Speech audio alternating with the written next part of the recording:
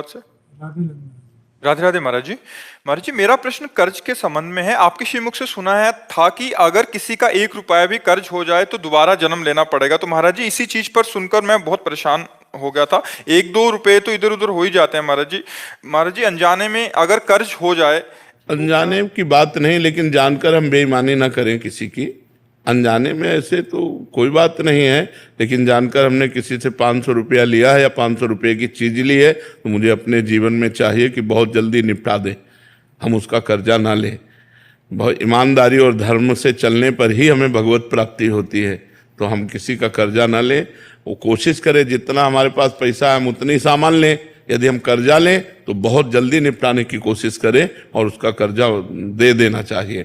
भूल चूक ऐसे उसका कोई महत्व नहीं है, लेकिन जानबूझकर हम किसी से कर्जा जो लेते हैं हमको निपटाना चाहिए। महाराज जी, एक इसमें और था कि महाराज जी, क्या कोई अगर खान पान कराए या कोई किसी ने पेट्रोल भरवा दिया या किसी ने कोई उपहार दे दिया, ये भी कर्जे के अंतर्गत आता है? नहीं, कर्जे के अंतर्गत नहीं आता है। यदि हमारा कोई रिलेशन है या कोई भावुकता का भाव है और हम उसके घर जाते हैं, हमें प्रसाद पवा देता है, तो कभी हमारे घर आता है, प्रसाद पा लेता है, इसका कोई कर्जा नहीं।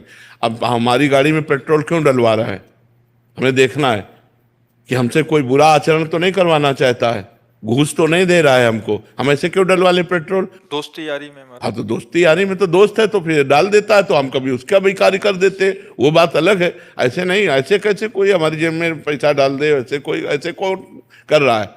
हाँ, बिना स्वार्थ के नहीं, वैसे बचना चाहिए। ये जो खान पान वस्तुएं हैं सबसे बचना चाहिए। मन से कोई कुछ भी दान में खिला क्यों ले दान पुण्य क्यों ले? अपनी मेहनत की कमाई का खाएं हम।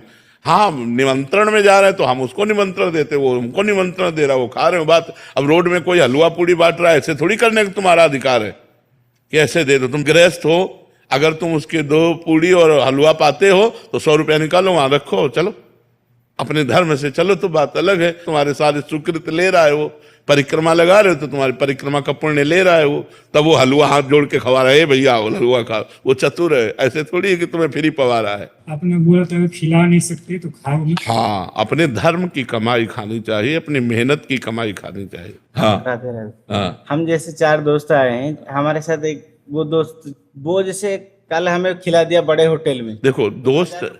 देखो दोस्त की बात अलग है। अगर वो करोड़पति है तो अपने हिसाब से खवाएगा, जब हमारे घर आएगा तो हम बोरा में बिछा करके उसको रोटी दाल पवाएंगे, वो बात अलग है।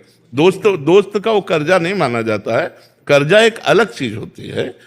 ये खान पान, मान लो वो हमको रबड़ी पवा रहा है, हमारी सामर्थ्य, तो हम चाय पिला रहे, तो तुम्हारी चाय उसकी रबड़ी की समानता कर ले गए, क्योंकि आप गरीब आदमी हो, धनी है, और दोनों दोस्त हैं, तो 1000 रुपये का भोजन पवा देता है, हमारे पास पानी है तो हम केवल पानी पिला देते हैं, तो बराबर हो जाएगा। अपने मन से कोई दे दी, हाँ भाई ले जाओ। क्यों ले? ये भी तो होना चाहिए। क्यों ले? हराम का क्यों ले?